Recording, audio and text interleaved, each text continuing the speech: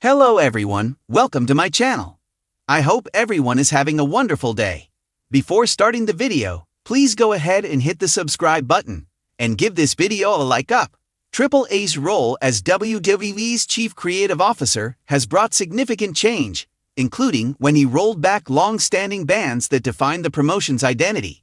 His forward-thinking approach has unshackled several restrictions, giving WWE superstars and the storylines more room to evolve.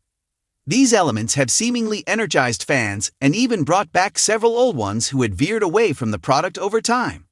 WWE is indeed in a new era as Triple H's vision has transformed the promotion's storytelling and in-ring dynamics. Here are just some of the noticeable things that were unbanned in WWE under Triple H's creative leadership. Triple H allowed WWE's strict kayfabe rules to relax, allowing superstars to occasionally acknowledge the scripted nature of wrestling. Under the old leadership, this was considered taboo, such as referencing real-life situations or even the usage of real names. This seemingly simple switch has added depth to storylines, blurring the line between what's real and what's not.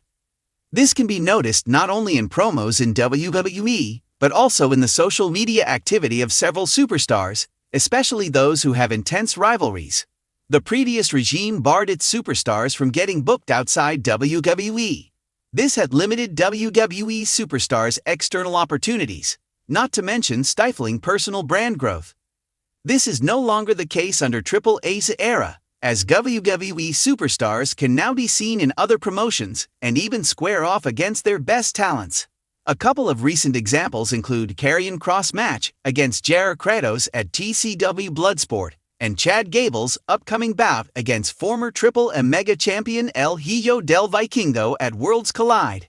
Such a move grants flexibility, boosting morale and visibility while expanding WWE's influence with new audiences. Bloodshed was more or less outlawed during WWE's previous regime to maintain the promotion's family-friendly image. However, Triple H lifted this ruling, and it has certainly spiced things up with some of the storylines of the promotion.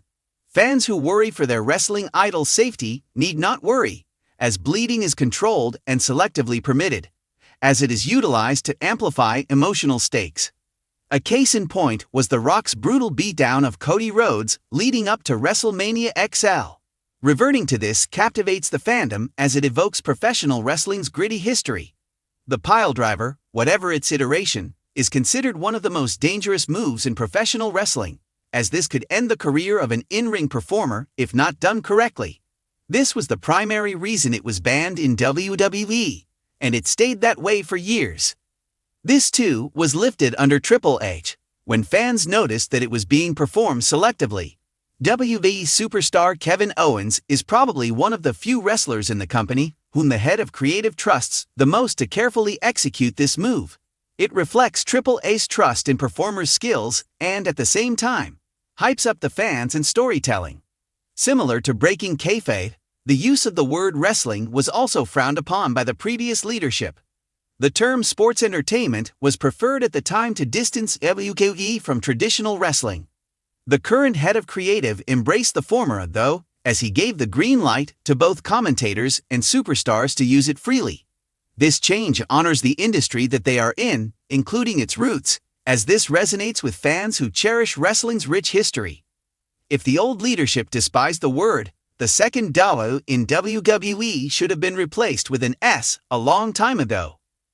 Irwin ensures to thoroughly check information for accuracy before using it in his articles. Apart from watching pro wrestling, Cruz enjoys playing video games and cooking for his family. Irwin is a WWE writer at Sportskeeda. He previously worked as a customer care representative for Teletech, APAC, and Stellar Global Solutions, and as a writer and contributor at Blasting News, before his lifelong passion for pro wrestling led him to his current role at Sportskeeda in 2021. Irwin has many favorite wrestlers due to their personalities. He likes Stone Cold Steve Austin because of his edginess, Brock Lesnar for his intimidating aura, Orange Cassidy because he doesn't have a catchphrase, and Darby Allin due to his high-risk maneuvers. If he could go back to the Attitude Era, Irwin would wish to manage Stone Cold Steve Austin, and to convince the Hall of Famer, he would say, Now that you got rid of Jake the Snake Roberts, it sure did put the entire locker room on notice, including Boss Vince. You, my friend, just ushered in a new era in this company, and I'm here to give you a hand. When Paul Triple H Levesque took over WWE's creative direction, many fans felt a seismic shift, not just in booking logic, but in the soul of the product. WWE had felt sanitized, formulaic, and for some, creatively stifled. But now, the game is playing by his rules, and in doing so, he's unearthing what once made professional wrestling magnetic. Triple H's influence has brought a breath of fresh air that mixes nostalgia with modern sensibility. Some call it the Triple H Renaissance. Others say it's just common sense finally making its comeback. But however you define it, here are 5 rule changes that have brought beloved elements back into play. Things that fans didn't even realize they missed until they saw them again. Under the previous regime, wrestling was almost a dirty word. The focus was on sports entertainment, and matches often felt secondary to promos and commercial breaks. But Triple H, a man whose heart beats to the rhythm of a perfectly timed spinebuster, has made it clear, wrestling matters again. This shift is evident in match structure, pacing, and how finishes are treated. Under Triple H, matches have been given more time to breathe, even on weekly TV. There's an emphasis on in-ring storytelling, on building momentum throughout a match, and making finishes feel earned rather than abrupt. Take Gunther's Intercontinental title reign. Under previous leadership, that belt had become nearly irrelevant. Under Triple H, it feels like the workhorse title again. Gunther has been booked like a final boss, and every match he's in becomes a must-watch masterclass in physical storytelling. Wrestlers are now allowed to be wrestlers. And for fans who have waited years for bell-to-bell action to matter again, this is a revival of the best kind. Triple H isn't afraid to play the long game, and that's music to the ears of fans who grew up in the Attitude and Ruthless Aggression eras. Remember how Sami Zayn went from outsider to honorary member of the Bloodline?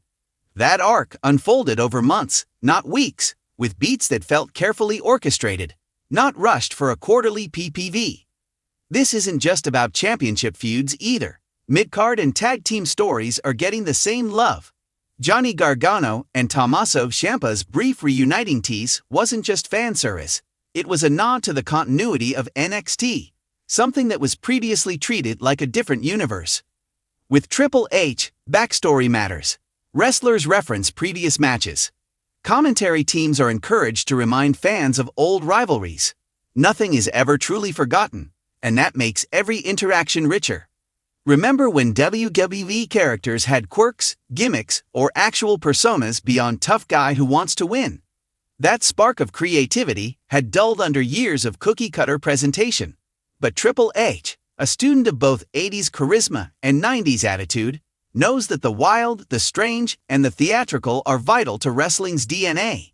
Bray Wyatt's return, before his tragic passing, was a symbol of this creative renaissance.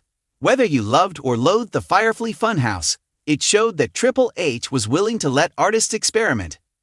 Similarly, Dexter Lumis, a mute, serial killer-esque oddball, returned to TV in a bizarre home invasion storyline that would have been unimaginable in the sterile PG-safe past. Characters like Late Knight, with his unapologetic 90s bravado, Joe Gacy, or the reformed Judgment Day under Finn Balor, all show one thing: WWE isn't afraid of strange anymore. And fans are loving it. No, this isn't AEW. And Triple H isn't suddenly co-promoting with Tony Khan. But make no mistake, he's cracked open the door that Vince McMahon sealed shut for decades. When Shinsuke Nakamura appeared in Pro Wrestling Noah to face the Great Muta, it wasn't just a one-off, it was symbolic. WB talent working with international stars? Under Vince, unthinkable. Under Triple H, it's strategic. Then there's the respectful nods to other promotions. Michael Cole dropping references to New Japan Pro Wrestling on commentary. Corey Graves name-checking past Ring of Honor feuds. It's subtle, but it's an acknowledgement that wrestling exists beyond WWE's walls. That slight crack in the door could grow.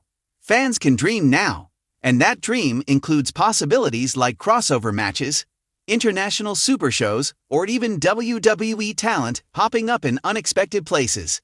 Never say never, especially when Triple H is at the helm. For years, WWE's tag team division was an afterthought, splintered, broken up for solo pushes, or forgotten entirely. But Triple H has always had an eye for tag team chemistry. Just look at his days with D-Generation X, Evolution, or his booking in NXT. He gets what makes tag wrestling tick. The Usos' historic title reign wasn't just about gold. It became the emotional center of the Bloodline saga. Teams like DIY, The Judgment Day, in varying combinations, and the Creed brothers are being booked with purpose. Even makeshift teams like Kevin Owens and Sami Zayn have received strong pushes with emotional payoff. Tag team wrestling now serves as more than filler. It's a storytelling tool, a show stealer, and a headline act. And that's a beautiful thing. Triple H hasn't reinvented the wheel. He's just remembered what makes it spin.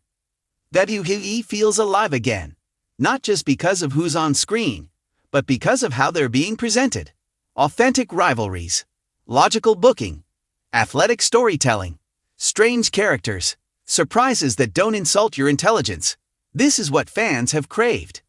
Of course, it's not perfect. Not every storyline hits, and some remnants of the old regime still linger. But for the first time in a long time, WWE feels like a place where anything can happen. And with Triple H in charge, it probably will.